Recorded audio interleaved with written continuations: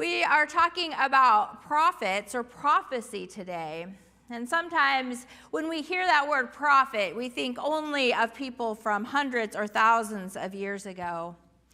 But I want to read you these words from the Right Reverend A. Robert Hirschfield, the Episcopal Bishop of New Hampshire. He spoke these words at a vigil about a week ago honoring Renee Good. And notice not only how he speaks words of prophecy, but how he names prophets from our time, Christian prophets that have lived. So he says, I want to speak briefly, primarily to the Christians among us. We are now engaged in a horrible battle that is eternal, that has gone on for millennia. As soon as the Christian church became linked to the empire by Constantine in the year 325 or so, the church immediately became corrupt. And the message of Jesus' love, compassion, and commitment to the poor, the outcast, was immediately compromised. And we have lost that voice, and we are now, I believe, entering a new era of martyrdom. Renee Good being the last of note of those martyrs. New Hampshire's own Jonathan Daniels, a man also of white privilege, earlier in his address, Reverend or Bishop Bob, as they call him, I believe, in New Hampshire, had referred to his own privilege. So he's referring to the white privilege of a man named Jonathan Daniels, stood in front of the blast of a sheriff in Haynesville, Alabama, to protect a young black teenager from a shotgun blast. He died and was martyred. We know of the women, the Mary Knowles sisters, who stood alongside the poor and the oppressed in El Salvador and were brutally raped and murdered in the name of Jesus. Oscar Romero, in a mass called upon the death squads of El Salvador to lay down their arms or risk excommunication, was martyred the next Sunday at the altar. I have told the clergy of the Episcopal Diocese of New Hampshire that we may be entering into that same witness. And I've asked them to get their affairs in order, to make sure that they have their wills written, because it may be that now is no longer the time for statements, but for us with our bodies to stand between the powers of this world and the most vulnerable. And it may mean that we are going to have to act in a new way, that we have never been perhaps in our lifetime, except for those remote stories that I've just cited, to put our faith in the God of life, of resurrection, of a love that is stronger than death itself. Those are not the words of a prophet. I don't know what would qualify. We're looking today at Jesus' ministry as it begins in the Gospel of Matthew, and it starts with two distinct markers. First, we are told that John the Baptist has been arrested. John, who has proclaimed the coming of Jesus and who has baptized Jesus in the waters of faith, has been taken by the government of Herod. Once he hears this news, Jesus goes to Galilee, which prompts the second marker, which is spoken, this quote from the prophet Isaiah. In the Gospel of Luke, Jesus himself will quote from Isaiah chapter 6 to proclaim his ministry. Here in Matthew, the Gospel author frames Jesus' actions as fulfilling Isaiah's prophecy as spoken in Isaiah chapter 9. The prophecy that the Messiah will preach the good news and bring a great light to the people of Galilee beyond the River Jordan. The fulfillment of prophecy through the person and ministry of Jesus matters because it signals to the people that Jesus comes from God and his ministry marks the beginning of a new era, a time when God will restore the people of Israel to their divine purpose. That detail, so easy to gloss over, about John the Baptist being arrested, reminds us that the Israelites are living under oppressive rule. The Roman Empire occupies them, and the rulers of the Jewish state, namely King Herod and many of the religious rulers, are no longer truly serving God. They are serving their own agenda, forwarding their own power, and concerning themselves with politics rather than the well-being of their people. Jesus appears in this context, and the prophecy quoted tells us that Jesus has come to overturn those powers and the principalities that oppress God's people and to set the people free. The imagery that Isaiah gives us is that Jesus has brought a great light, and it has come upon those who live in the shadow of death. It is telling to look back at the original prophecy from Isaiah, which came sometime between 740 and 701 BC to the kingdom of Judah. The northern kingdom, Israel, was engaged in a war with Assyria that ended with the kingdom falling and the people becoming the subjects of the Assyrians. And so the prophet Isaiah here in chapter 9 has witnessed this and is speaking to the people of the kingdom of Judah, both warning them that their fate might follow a similar path and calling them to hope that God will still be at work in their future.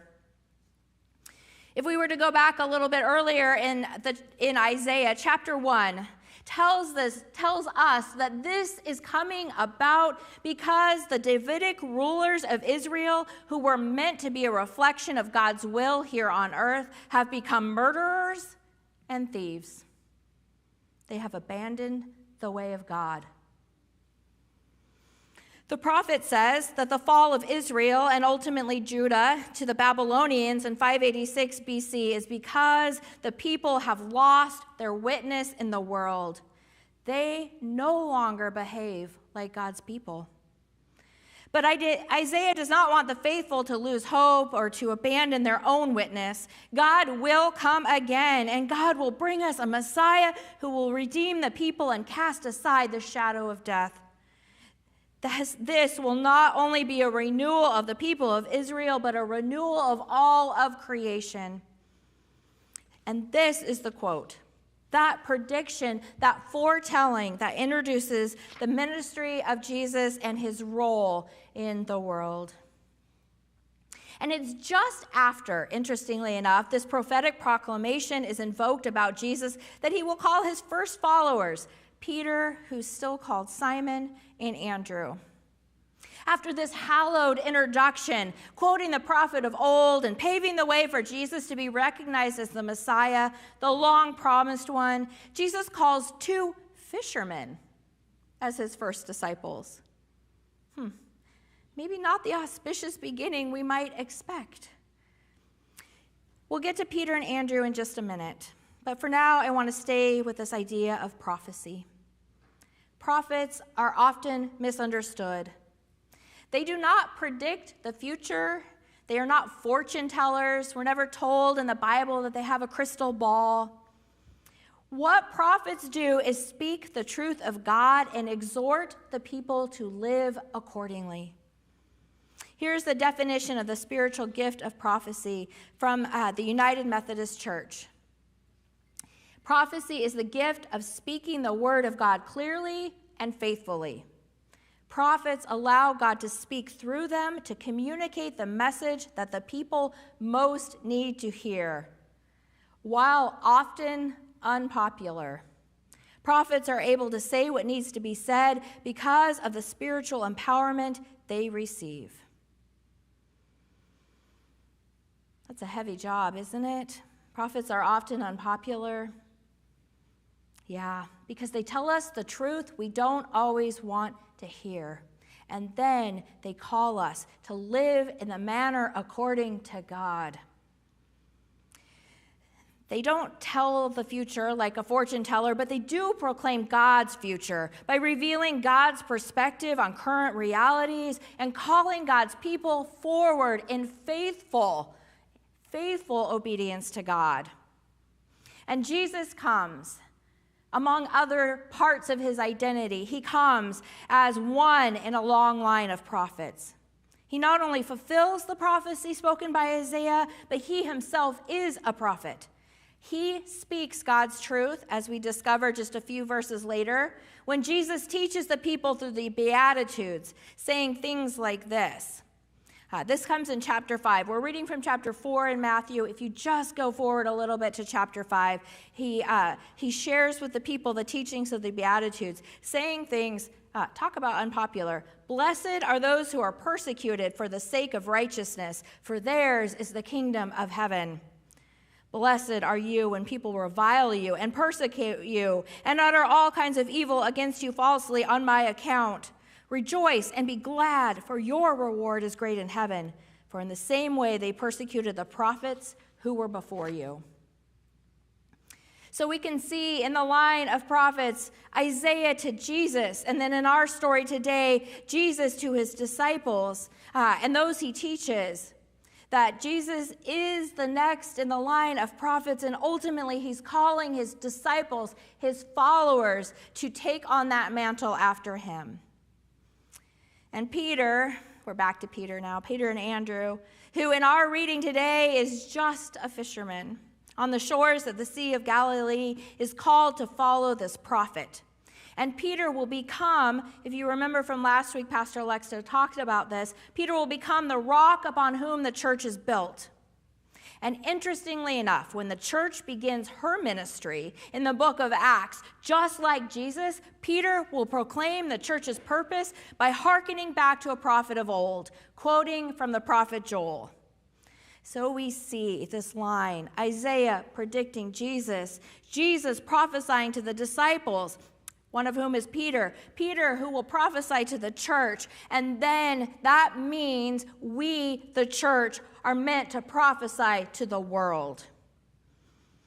This grounds the very ministry of Jesus, the disciples, and by extension, the church. Earlier this week, the co-op pastors met with our district superintendent, Kathleen Weber, and she said this: God is always calling us beyond the road we can see. This is what the prophets do. They speak the word of God, calling us beyond the road we can see. And we can certainly see this in the story here, that Jesus calls these fishermen beyond what they can see. I'm pretty sure Peter and Andrew didn't wake up that morning and say, let's go get our fishing nets. It's the last day we'll ever fish. After that, we're going to follow this prophet and rabbi and Messiah named Jesus. And then someday Peter will found the church. And, right, they didn't wake up that morning saying that. They woke up probably that morning just like every other morning. Where's my coffee? It's so early. Do we have to fish in the cold? I hope we fill our nets. I'm already hungry. The fish are slimy. Okay, let's go. Well, that's what I would say I'm sure they probably didn't say that. They're probably used to the slimy fish, but that's what I would say. So Jesus comes and he says to them, come and follow me and fish for people. What could this possibly mean to them?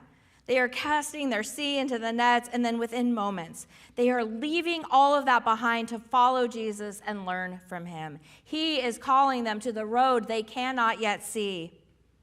Jesus doesn't tell Peter yet that he will be the earthly founder of the church, which is probably a good thing. Or Peter would have been, I'm sticking with the slimy fish, right? What does this mean, founding your church? I don't understand.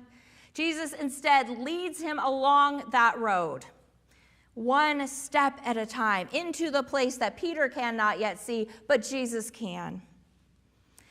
The road we cannot yet see is always going to take us beyond ourselves into the wilderness of the unknown. It will always require faith. And most often, it will not be easy. Prophecy really speaks to us at two levels.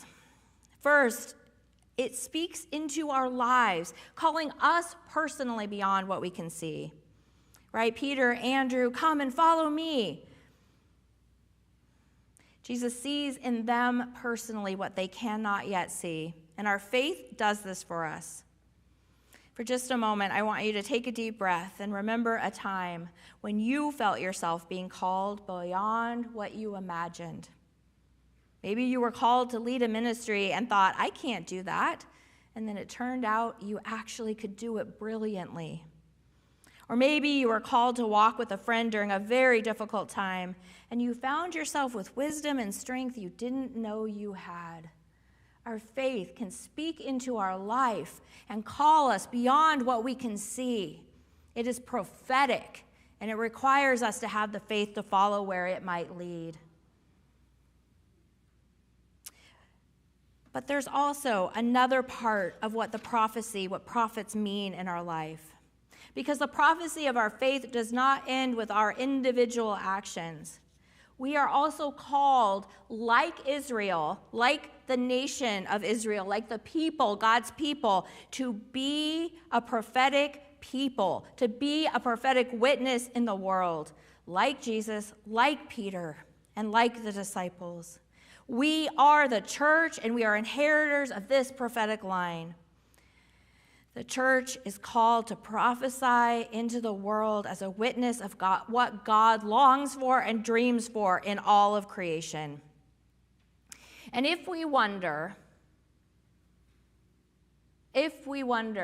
what it is that God dreams for our world, we simply have to turn back to our prophets and hear what they say. But there will be no gloom for those who are in anguish. In the former time, he brought into contempt the land of Zebulun and the land of Naphtali. But in the latter time, he will make glorious the way of the sea, the land beyond the Jordan, Galilee of the nations. These words speak of God's dreams for the world, but they are brought into being when God works through the people of God. So there is both spoken prophecy, where we declare what God is doing, what God is calling us to, when we are invited to that place beyond ourselves. And then there is prophetic witness, where we, the people of God, live that out. And that is how God's dream for all of creation, the redemption and the renewal, comes into being. And we become the prophetic witness for the world. It was that witness that the people of Israel had lost when they end up occupied by the Assyrians and the Babylonians. It is this witness that we are still called to today. And this is actually where those two things come together. Our own unique identity and what God has called up in us merges with what God is doing through God's people, so that each of us have our own individual way that we live it out, but collectively it comes together so that we are the people who pray and live God's will be done here on earth. This witness, like I said earlier, though, does not come easy. We are called to be the vision that God has for the world, to live it out even when the culture or the empire around us is not. We make visible God's redemption of all creation through the witness of our lives and actions. This means that we're not looking to the larger culture or the empire to lead us. We are looking to Jesus to lead us, and then for us to lead the world towards God's redemption. We cannot wait for our culture or empire to catch up. Remember, Jesus begins his ministry just as John the Baptist is being arrested and will be put to death. Jesus is put to death for his prophetic witness. Peter will be put to death for his witness.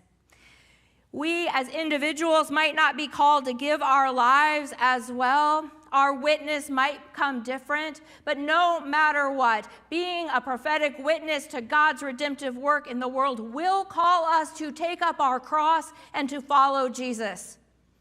And for some of us, that might mean being willing to lay down our lives for the vulnerable. As Bishop Bob said to his clergy and the Christians that were gathered to hear his words, let us get our affairs in order. Which I think isn't just about writing wills. It is about wrestling with what it means to be a prophet in a time where we may need to take a stand on behalf of the vulnerable in order to live as God's people. God does not promise that being a witness to the coming of God's kingdom here on earth will invite us to that easy road. But what God does promise is that through it all, God is with us, and God is working, and God is redeeming. When we join with God in this work, when we trust God for that road we cannot yet see, the promise is that we are walking in the way of God. That's the promise we get. We get the promise that our actions and our witness is not futile, even when we cannot see it. Our actions are manifesting God's will in the world. We inherit this from a long line of the faithful.